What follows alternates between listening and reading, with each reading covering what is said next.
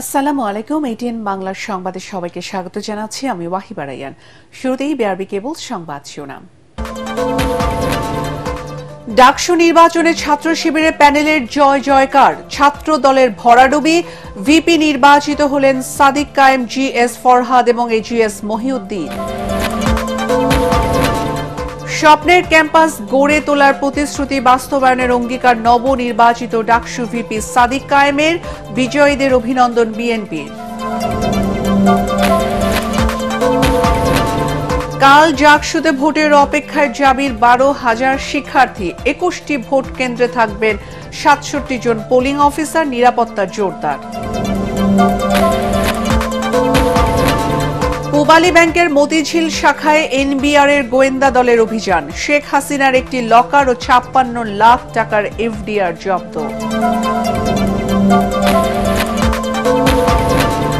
এবং ভয়াবহ সহিংসতার পর এখনো থমথমে নেপাল, দেশের নিরাপত্তায় সেনাবাহিনী। পদত্যাগের পর আত্মগোপনে সাবেক প্রধানমন্ত্রী কেপি শর্মা। শুনছিলেন বিআরবি কেবল সংবাদ শিরোনাম, এখন বিস্তারিত। ডাকসু নির্বাচনে ভূমিধস বিজয় হয়েছে জামাতের ছাত্র সংগঠন শিবির সমর্থিত প্যানেলের। বিপুল ভোটের ব্যবধানে ডাকসুর ভিপি নির্বাচিত হয়েছেন সাদিক কায়েম। এছাড়া জিএস, এজিএস সহ 28টি পদের মধ্যে 23টিতেই জয়ী হয়েছেন শিবির সমর্থিত প্রার্থীরা। নিরঙ্কুশ এই বিজয়কে ব্যক্তিগত নয়, বরং জুলাই প্রজন্ম ও ঢাকা বিশ্ববিদ্যালয়ের সব শিক্ষার্থীর সম্মিলিত বিজয় বলে মন্তব্য করেছেন নবনির্বাচিত ভিপি সাদিক কায়েম। সকালে চূড়ান্ত ফলাফল ঘোষণার পর সংবাদ সম্মেলনে স্বপ্নের ক্যাম্পাস গড়ে তোলার প্রতিশ্রুতি বাস্তবায়নের অঙ্গীকার করেন জিএস ফরহাদ। মনির হোসেন তপুর রিপোর্ট। পাল্টাপাল্টি অভিযোগ ও টান টান উত্তেজনায় শান্তিপূর্ণ এবং উৎসবমুখর পরিবেশে মঙ্গলবার অনুষ্ঠিত হয় বহুল কাঙ্ক্ষিত ডাকসু নির্বাচন। ভোট গণনার সময় পরিস্থিতি ঘোলাটে হওয়ায় ফলাফল গড়ায় পরদিন সকাল 8:30টার দিকে ঢাকা বিশ্ববিদ্যালয়ের সিনেট ভবন থেকে চূড়ান্ত ফলাফল ঘোষণা করেন রিটার্নিং কর্মকর্তারা। সাদিক কায়েম সহসভাপতি, প্রাপ্ত ভোট 14,000। এস এম ফরহাদ প্রাপ্ত ভোট 10,700। ডাকসুর শীর্ষ 3 পদেই জয়ী হয়েছেন জামাতের ছাত্র সংগঠন শিবির সমর্থিত প্যানেলের প্রার্থীরা। ভিপি নির্বাচিত হয়েছেন শিবিরের সাদিক কায়েম। জিএস পদে জয়ী হয়েছেন একই প্যানেলের এস এম ফরহাদ এবং এজিএস পদে ছাত্র শিবির সমর্থিত প্রার্থী মহিউদ্দিন খান। আলোচিত এই নির্বাচনে ছাত্রদল সমর্থিত প্যানেলের ভরাডুবি হয়েছে। সাদিক কায়েমের নিকটতম প্রতিদ্বন্দ্বী ছাত্রদলের আবিদুল ইসলাম খান পেয়েছেন 5,708 ভোট। একই প্যানেলের জিএস প্রার্থী শেখ তানবীর বাড়ি হামিম পেয়েছেন 5,283 ভোট। ডাকসুর এ ফলাফল প্রত্যাখ্যান করেছে ছাত্রদল সমর্থিত প্যানেল।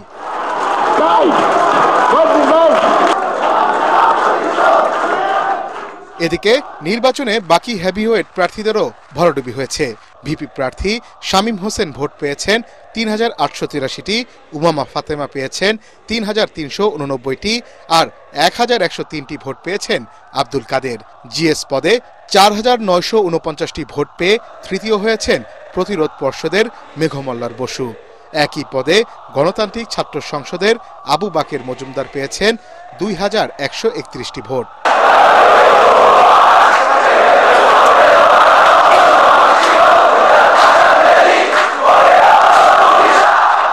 তাৎক্ষণিক সংবাদ সম্মেলনে জয়ের প্রতিক্রিয়া জানান নবনির্বাচিত ভিপি এবং জিএস। এ সময় তারা ঢাকা বিশ্ববিদ্যালয়কে একটি পূর্ণাঙ্গ একাডেমিক ইনস্টিটিউট হিসেবে গড়ে তোলার প্রতিশ্রুতি দেন। ধর্ম, মত, পদ নির্বিশেষে সবাইকে নিয়ে একটি মাল্টিকালচারাল ক্যাম্পাস বিনির্মাণে কাজ করার কথাও জানান শিবির সমর্থিত এই ছাত্র নেতারা। জয় অথবা পরাজয়ের কিছু নেই। ডাকসু নির্বাচনের মাধ্যমে জুলাইয়ের প্রজন্ম বিজয়ী হয়েছে। ডাকসু নির্বাচনের মাধ্যমে ঢাকা বিশ্ববিদ্যালয়ের শিক্ষার্থীরা বিজয়ী হয়েছে এবং ডাকসু নির্বাচনের মাধ্যমে জুলাইয়ের আকাঙ্ক্ষা বিজয়ী হয়েছে, শহীদদের আকাঙ্ক্ষা বিজয়ী হয়েছে। সব কিছুর ঊর্ধ্বে এসে সব কিছু ভুলে যেয়ে ঢাকা বিশ্ববিদ্যালয়ের সকল শিক্ষার্থীকে ধারণ করে, সকল শিক্ষার্থীর ভাই হয়ে কিংবা সকল শিক্ষার্থীর প্রতিনিধি হয়ে, সকল শিক্ষার্থীর সহযোদ্ধা হয়ে আমরা তাদের ভয়েসগুলো রেজ করতে চাই, তাদের সাথে কাজ করতে চাই। সকল শিক্ষার্থীরা আমাদের পরামর্শক হিসেবে ভূমিকা রাখবে, আমাদের পর্যালোচনা দিবে, আমাদেরকে ভুল ধরিয়ে দিবে, আমাদের পথ চলাকে সহযোগিতা করবে। আমরা ভুল পথে গেলে সেই পথে আমাদেরকে আটকাবে। ডাকসুর এই বিজয়ে তাৎক্ষণিক প্রতিক্রিয়ায় কেন্দ্রীয় ইসলামী ছাত্র শিবির সভাপতি জাহিদুল ইসলাম জানান, শিক্ষার্থীদের দেয়া অঙ্গীকারগুলো বাস্তবায়নের মাধ্যমেই এই বিজয়ের পূর্ণতা আসবে। এই চাহিদাগুলো এবং এই প্রতিজ্ঞাগুলো ইশতেহার যখন বাস্তবায়িত হবে তখনই আমাদের এই বিজয়টা পূর্ণতা লাভ করবে। এবং ইসলামী ছাত্র শিবিরের পক্ষ থেকে পাশাপাশি আমাদের প্যানেলের প্রত্যেকের পক্ষ থেকে আমি এই নিশ্চয়তা দিচ্ছি যে তারা সবাইকে সাথে নিয়ে কাজ করবে ইনশাআল্লাহ। ডাকসুর 12টি সম্পাদক পদের মধ্যে 9টিতেই জয় পেয়েছে শিবির সমর্থিত প্যানেল।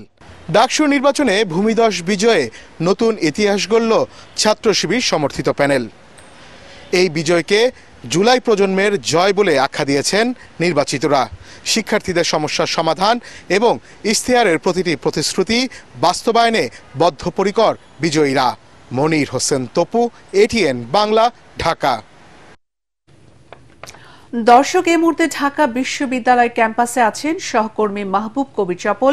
আমরা এখন সরাসরি কথা বলবো তার সাথে।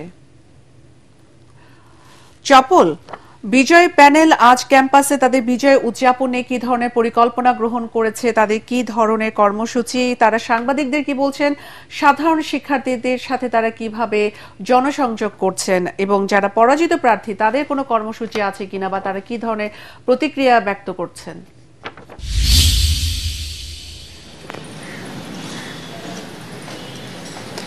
ওয়াহিবা, আমরা যে দৃশ্যটি দেখছি ঢাকা বিশ্ববিদ্যালয় সেটি হচ্ছে একেবারে শুনশান নীরবতা। যেহেতু আজকে বিশ্ববিদ্যালয় বন্ধ, ক্লাস পরীক্ষা বন্ধ, সে কারণে শিক্ষার্থীদের পদচারণা যেমন নেই তেমনি যারা বিজয়ী হয়েছেন তাদের কোনো মিটিং, মিছিল, শোভাযাত্রা, র্যালি কোনো কিছুই কিন্তু ঢাকা বিশ্ববিদ্যালয় নেই। এবং শুধু ঢাকা বিশ্ববিদ্যালয় ডাকসু নয়, হল সংসদে যারা বিজয়ী হয়েছেন তারাও সেখানে কোনো ধরনের কর্মসূচি আসলে দেননি।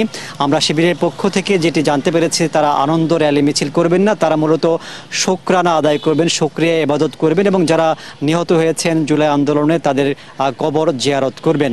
যেটি আসলে সাধারণ শিক্ষার্থীদেরকে আবারও একটু ব্যতিক্রমভাবে মনে করিয়ে দিচ্ছে তাদের এই ধরনের ব্যতিক্রম কর্মসূচি। কারণ ডাকসু নির্বাচনে আমরা দেখেছি আগে ওই নির্বাচনের পরে যারা বিজয়ী হতেন তাদের ফুলের মালা দিয়ে বরণ করা হতো, প্রচুর শিক্ষার্থীদের ঢল নামতো, বহিরাগতরাও এখানে আসতেন। কিন্তু আজকে একেবারে সে চিত্র নেই, যেটি শিক্ষার্থীদের জন্য এক ধরনের স্বস্তি। বিশেষ করে এই ক্যাম্পাসে যখন অতিরিক্ত মানুষ আসে বা বাইরের মানুষ আসে তখন যারা আবাসিক শিক্ষার্থী আছেন তাদের জন্য সমস্যার কারণ হয়ে দাঁড়ায়। সেই দিক দিয়ে তারা শিবিরের এই পদক্ষেপকে প্রশংসা করছেন।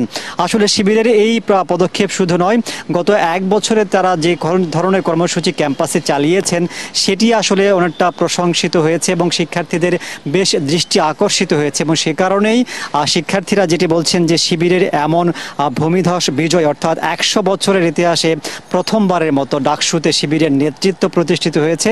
শুধু নেতৃত্বই প্রতিষ্ঠিত হয়নি, শিবিরে ডাকসুর যে 25টি সাধারণ এবং সম্পাদকীয় পদের মধ্যে তারা জিতেছে 22-23টি মতো তারা জিতেছে। এটা আসলে এক ধরনের বিজয় শুধু তাদের শিবিরের নয়, ব্যক্তিত্ব হিসেবেও যারা এখানে প্রচারণা চালিয়েছেন তাদেরও এক ধরনের বিজয় বলে সাধারণ শিক্ষার্থীরা মনে করছেন। আমি হলে এবং ক্যাম্পাসে অনেক শিক্ষার্থীর সাথে কথা বলেছি যারা গতকালকে ভোট দিয়েছিলেন। তারা ফলাফল, তাদের যেটা বিশ্লেষণ, তাদের ভাষ্য হচ্ছে যে গত 16 বছরে ছাত্রলীগের বিরুদ্ধে যে গণরুম, গেস্ট রুমে নিপীড়নের যে অভিযোগ ছিল সেটি এক ধরনের আতঙ্কিত করেছে শিক্ষার্থীরা এবং সেই ধারাবাহিকতা ছাত্রদলের মাধ্যমেও হয় কিনা সে ধরনের একটা আতঙ্ক বিরাজ করছিল। এবং গত এক বছরে ছাত্রদল সে আতঙ্ক আসলে দূর করতে পারেনি, তারা আসলে নিশ্চিত করতে পারেনি যে তাদের রাজনীতিতে একটা গুণগত পরিবর্তন এসেছে যেটি তাদেরকে পিছিয়ে দিয়েছে বলে সাধারণ শিক্ষার্থীরা মনে করছেন। এবং নারী শিক্ষার্থী যারা আছেন তাদের কয়েকজনের সাথে আমি কথা বলেছি।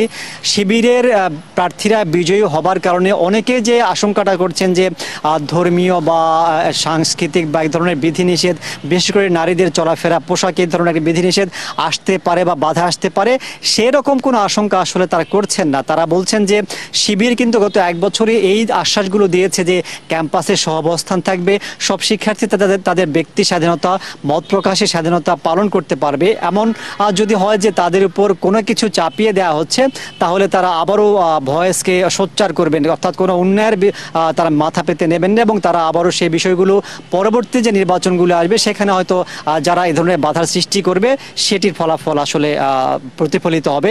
সব মিলিয়ে তারা যেটি বলছেন, যারা নির্বাচিত হয়েছেন অনেক প্রতিশ্রুতি দিয়েছিলেন, ছাত্র রাজনীতির গুণগত পরিবর্তন করবার একটা অঙ্গীকার করেছিল শিবির সহ অনেক দল, এবং ক্যাম্পাসে ছাত্র নেতৃত্বের একটা সহাবস্থানের একটা আশ্বাস এসেছিল। হলগুলোর মান উন্নয়ন, খাবারের মান উন্নয়ন, সেগুলো যাতে বাস্তবায়ন করেন যারা নির্বাচিত হয়েছেন, সহযোগিতা করে বিশ্ববিদ্যালয়ের প্রশাসন, এখন সেটি চাওয়া সব সাধারণ শিক্ষার্থীদের। এ ছিল এখানে আমার কাছে সর্বশেষ পরিস্থিতি। চপল, আপনাকে ধন্যবাদ। ডাকসু নির্বাচনে বিজয়ীদের অভিনন্দন জানিয়ে বিএনপির স্থায়ী কমিটির সদস্য সালাউদ্দিন আহমেদ বলেছেন, এটি গণতন্ত্রের সৌন্দর্য।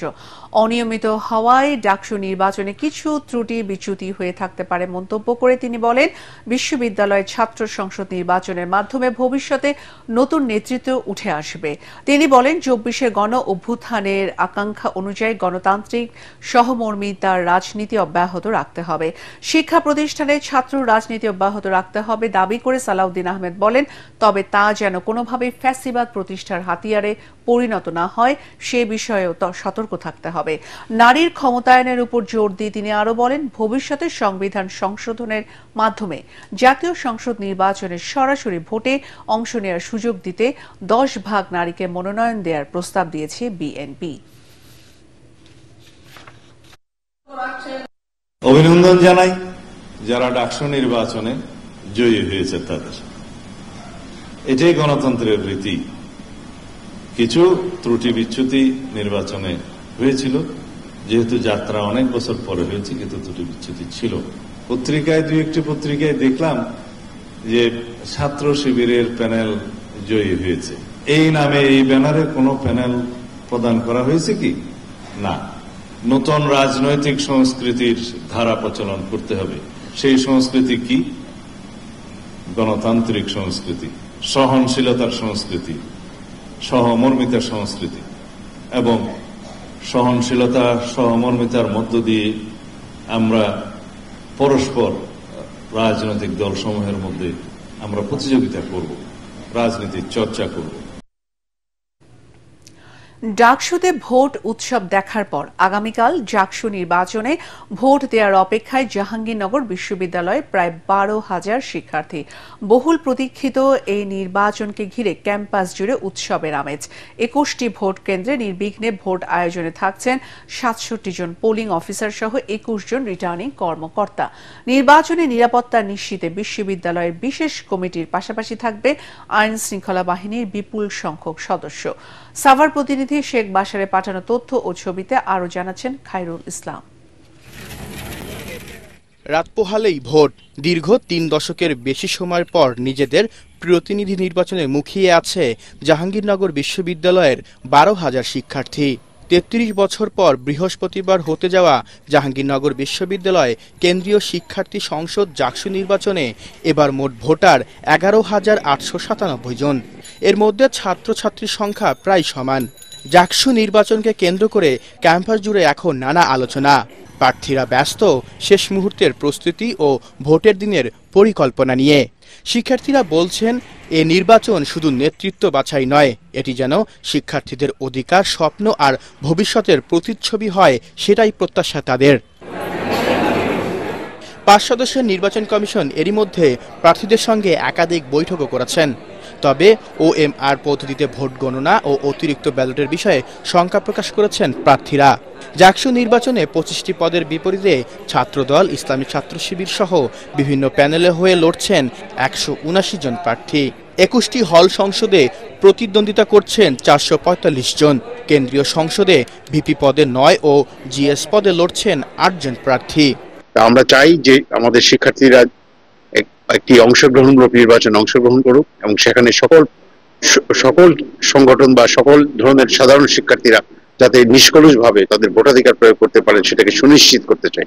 ডাকসুর প্রধান নির্বাচন কমিশনার অধ্যাপক ডক্টর মনিরুজ্জামান ও নির্বাচন কমিশনার সদস্য সচিব অধ্যাপক ডক্টর AKM রাশিদুল আলম বলেন, সকল প্রার্থীদের ডোপ টেস্ট বাধ্যতামূলক করা হলেও শতাধিক প্রার্থী এতে অংশ নেননি।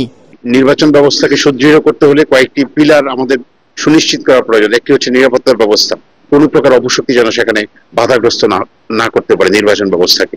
বহিরাগতরা বা সাবেক শিক্ষার্থীদের আজ দুপুরের মধ্যে ক্যাম্পাস ত্যাগ করার নির্দেশ দিয়েছে বিশ্ববিদ্যালয় কর্তৃপক্ষ। বৃহস্পতিবার সকাল 9টা থেকে বিকাল 5টা পর্যন্ত বিরতিহীনভাবে চলবে জাকসুর ভোট গ্রহণ। Khairul Islam, ATN Bangla. Pubali bank Motijheel corporate শাখায় অভিযান চালিয়েছে জাতীয় রাজস্ব বোর্ড এনবিআর এর কেন্দ্রীয় গোয়েন্দা দল। এ সময় সাবেক প্রধানমন্ত্রী শেখ হাসিনার একটি লকার জব্দ করেছে তারা। জাতীয় রাজস্ব বোর্ডের জনসংযোগ কর্মকর্তা আলামিন শেখ জানান, সকালে ব্যাংকটির মতিঝিল কর্পোরেট শাখায় থাকা শেখ হাসিনার লকারটি জব্দ করা হয়েছে।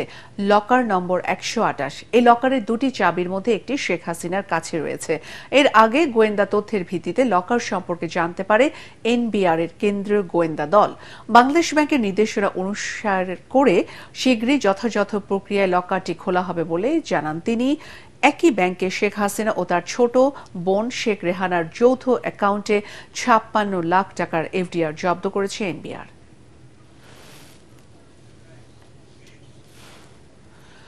ভয়াবহ সহিংসতার পর এখনো থমথমে নেপাল। রাজধানী কাঠমান্ডু সহ গুরুত্বপূর্ণ এলাকায় টহল দিচ্ছে সেনাবাহিনী।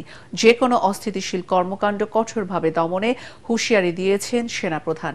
এদিকে বিক্ষোভকারীদের হামলার মুখে পদত্যাগ করা সাবেক প্রধানমন্ত্রী কেপি শর্মা ওলির বর্তমান অবস্থান এখনো অজানা। গত 2 দিনের অস্থিরতা ও সহিংসতার ঘটনায় এখনো শঙ্কিত নেপালিরা। ফারহিন ইসলাম টুম্পার রিপোর্ট। বিক্ষোভ থামলেও কাঠমান্ডুর আকাশে এখনও ধোঁয়ার কুণ্ডলী। রাস্তায় ছড়িয়ে ছিটিয়ে রয়েছে পুড়ে যাওয়া গাড়ি ও টায়ারের অবশিষ্টাংশ।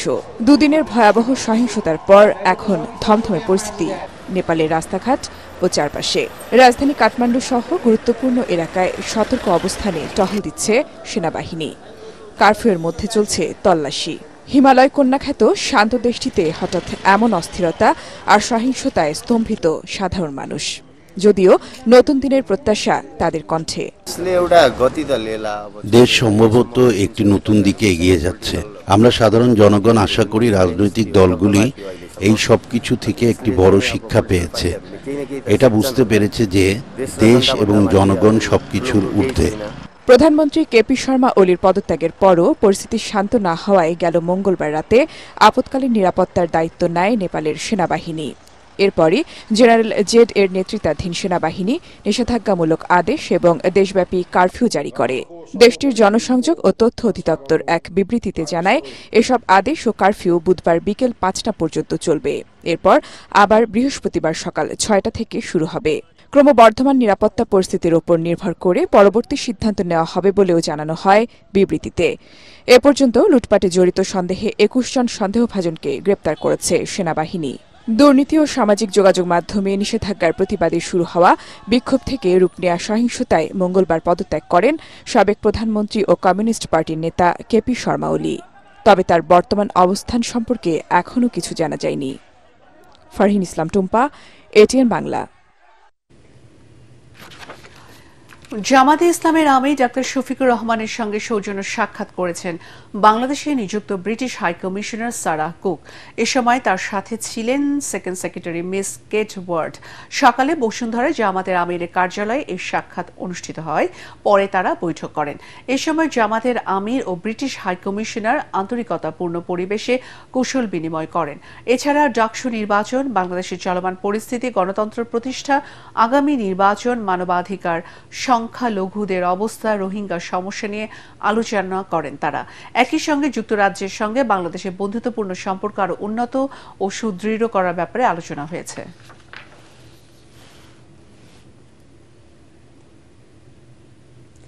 ফরিদপুর 4 আসনের সীমানা পুনর্বিন্যাসের প্রতিবাদে টানা দ্বিতীয় দিনের মতো ঢাকা, খুলনা, ফরিদপুর, বরিশাল মহাসড়কের ভাঙ্গা উপজেলার বিভিন্ন স্থানে অবরোধ ও বিক্ষোভ করছে স্থানীয়রা।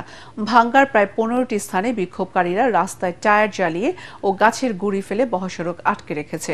ফলে বন্ধ রয়েছে প্রায় সকল প্রকার যানবাহনের চলাচল। এতে চরম দুর্ভোগে পড়েছেন যাত্রীরা। স্থানীয়রা জানিয়েছেন, ফরিদপুরের 4 আসনে 2টি ইউনিয়ন কেটে অন্য আসনে দেওয়া হয়েছে। এটি বাতিল করা না হলে তারা অবরোধ কর্মসূচি চালিয়ে যাবেন। এদিকে ঢাকা, খুলনা, ফরিদপুর, বরিশাল মহাসড়ক বন্ধ থাকায় বিকল্প পথে দক্ষিণাঞ্চলের যানবাহনগুলো হলুদিয়া, পাটুরিয়া হয়ে ঢাকায় যাচ্ছে। আর বরিশাল বিভাগের যানবাহনগুলো মাদারীপুরের শিবচর দিয়ে পদ্মা সেতু হয়ে চলাচল করছে। অনেকটা শান্তিপূর্ণভাবে পালিত হল খাগড়াছড়ি ৩ সড়কে আধবেলা সড়ক অবরোধ। সকাল ৬টা থেকে বেলা ১২টা পর্যন্ত খাগড়াছড়ি ঢাকা, খাগড়াছড়ি চট্টগ্রাম ও খাগড়াছড়ি সাজেক সড়কে এ কর্মসূচি পালিত হয়। অবরোধের সমর্থনে সকালে খাগড়াছড়ি চট্টগ্রাম সড়কের চেঙ্গি ব্রিজ এলাকা ও পানছড়ি সড়কের টেকনিক্যাল স্কুলের সামনে টায়ার ও গাছের গুড়ি পুড়িয়ে বাধার সৃষ্টি করে আন্দোলনকারীরা। এ সময় দূরপাল্লার সব ধরনের যানবাহন চলাচল বন্ধ হয়ে যায়। গত ৭ সেপ্টেম্বর জেলার মানিকছড়ির তবলাপুরে অপ্রীতিকর ঘটনার প্রতিবাদে এবং জড়িতদের গ্রেফতারের দাবিতে ইউপিডিএফ সমর্থিত পাহাড়ি ছাত্র পরিষদ, হিল উইমেন্স ফেডারেশন ও নারী আত্মরক্ষা কমিটি এ অবরোধে ডাক দেয়। এখন পূবালী ব্যাংক বাণিজ্য সংবাদ।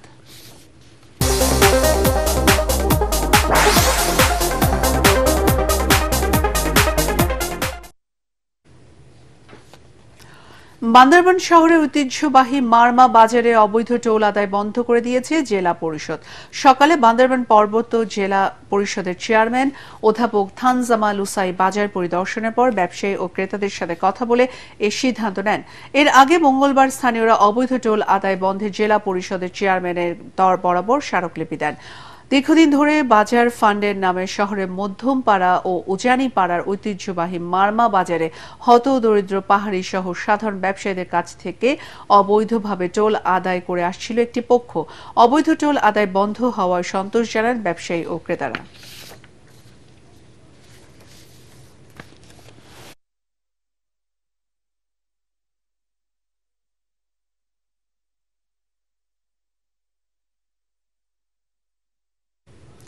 এখন আল রাফা ইসলামী ব্যাংক অর্থ সংবাদ।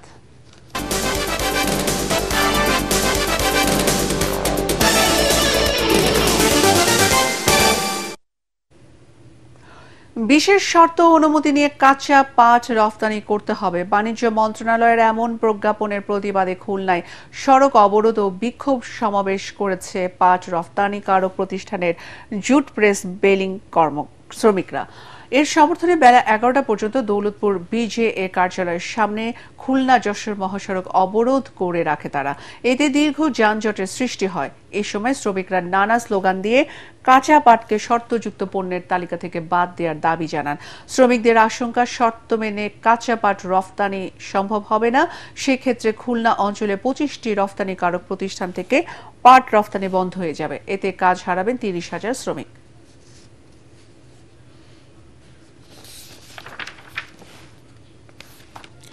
প্রতিরক্ষা মন্ত্রী ও ঘনিষ্ঠ মিত্র সেবাস্তিয়ান লেকনুরকে ফ্রান্সের প্রধানমন্ত্রী মনোনীত করেছেন প্রেসিডেন্ট ইম্যানুয়েল ম্যাক্রো। আস্থা ভোটে পদচ্যুত ফ্রাঁসোয়া বায়রুর স্থলাভিষিক্ত হবেন ৩৯ বছর বয়সী এই নেতা। স্থানীয় সময় বুধবার আনুষ্ঠানিকভাবে ক্ষমতা গ্রহণ করবেন তিনি। ২০১৭ সালে ইম্যানুয়েল ম্যাক্রোর নির্বাচনী প্রচারণায় যুক্ত ছিলেন তিনি। এর আগে জাতীয় বাজেট সংক্রান্ত অচলাবস্থার জেরে ফ্রান্সের দুই প্রধানমন্ত্রীকে পদত্যাগ করতে হয়। প্রথমবারের মতো যৌথ সীমান্ত প্রতিরক্ষা মহড়া দিয়েছে চীন, রাশিয়া ও মঙ্গোলিয়া। চীনের ভূখণ্ডে অনুষ্ঠিত বর্ডার ডিফেন্স কোঅপারেশন ২০২৫ মহড়ায় ৩ দেশের সেনারা ভারী যুদ্ধাস্ত্র ব্যবহার করেন। সীমান্ত অঞ্চলে নিরাপত্তা ঝুঁকি ও চ্যালেঞ্জ মোকাবেলায় কৌশলগত সক্ষমতা বাড়ানোই এর লক্ষ্য। সাংহাই কোঅপারেশন অর্গানাইজেশনের শীর্ষ সম্মেলনের পর এই মহড়ার আয়োজন ৩ দেশের ঘনিষ্ঠ নিরাপত্তা সহযোগিতার প্রতিফলন হিসেবেই দেখা হচ্ছে। তবে এই মহড়াকে পশ্চিমা শক্তির বিরুদ্ধে যে কোনো সংঘাতের প্রস্তুতি হিসেবেই দেখছে হোয়াইট হাউস। আন্তঃশাহীন বিতর্ক, কুইজ, গণিত, বিজ্ঞান ও স্পেলিং প্রতিযোগিতা শেষ হয়েছে। সকালে তেজগাঁওয়ের বিএএফ শাহীন হলে আয়োজিত অনুষ্ঠানে বিমান বাহিনী ঘাঁটি বাশারের এয়ার অধিনায়ক ও শাহীন ইংলিশ মিডিয়াম কলেজ পরিচালনা পর্ষদের সভাপতি air vice marshal Syed Saidur Rahman প্রধান অতিথি হিসেবে উপস্থিত থেকে বিজয়ীদের হাতে champion trophy, runners up trophy ও মেডেল তুলে দেন। গত 7 সেপ্টেম্বর অনুষ্ঠিত প্রতিযোগিতায় এবছর বিতর্কে চ্যাম্পিয়ন হয়েছে বিএএফ শাহীন কলেজ বগুড়া, কুইজের চ্যাম্পিয়ন হয়েছে বিএএফ শাহীন কলেজ যশোর, গণিতে champion BAF Shaheen college Kurmitola, স্পেলিংয়ে champion BAF Shaheen college English medium college সেইমস। গণিত উচ্চ মাধ্যমিক ছাড়াও বিজ্ঞানের মাধ্যমিক ও উচ্চ মাধ্যমিক উভয় ক্ষেত্রে চ্যাম্পিয়ন হয়েছে বিএএফ শাহীন কলেজ ঢাকা। এবার খেলার খবর।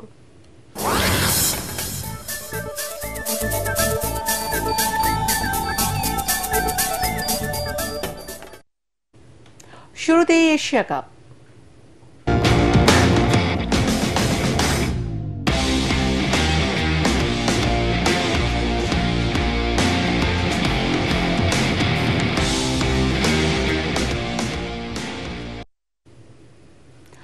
টি-20 এশিয়া কাপে নিজেদের প্রথম ম্যাচে বৃহস্পতিবার হংকংয়ের মুখোমুখি হবে বাংলাদেশ। আবুধাবিতে প্রথম অনুশীলন সেশনে মঙ্গলবার নিজেদের ঝালিয়ে নেন ক্রিকেটাররা। নেটে বোলিং এবং ব্যাটিং এর সময় কাটান লিটন দাস এবং তাসকিন আহমেদরা। টুর্নামেন্টে বাংলাদেশ খেলছে বি গ্রুপে, যেখানে টাইগারদের প্রতিপক্ষ শ্রীলঙ্কা, আফগানিস্তান আর হংকং।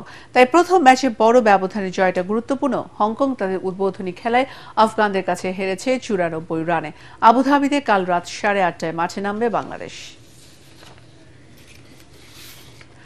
বিশ্বকাপ বাছাইয়ের শেষ ম্যাচে হেরেছে লাতিন দুই পরাশক্তি আর্জেন্টিনা ও ব্রাজিল। ইকুয়েডরের কাছে 1-0 গোলে পরাজিত হয়েছে বর্তমান বিশ্ব চ্যাম্পিয়ন।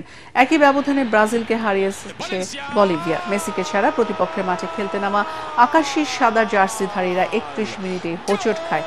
লাল কার্ড দেখে মাঠ ছাড়ে নিকোলাস ওটামেন্ডি। একজন বেশি নিয়ে খেলা ইকুয়েডরকে পেনাল্টি গোলে প্রথমার্ধে ইনজুরির সময় এগিয়ে নেন ইনার ভ্যালেন্সিয়া। সেই গোল আর শোধ দিতে পারেনি লিওনেল স্কালোনির দল। আরেক ম্যাচে বলিভিয়ার বিপক্ষে প্রথমার্ধে ইনজুরির সময় গোল হজম করে ব্রাজিল। প্রতিপক্ষকে এগিয়ে নেন তারসেরোস।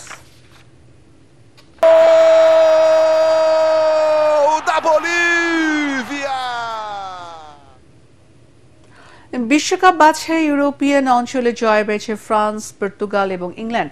আইসল্যান্ডের বিপক্ষে 2-1 গোলে জয় পেয়েছে দুইবারের বিশ্ব চ্যাম্পিয়নরা।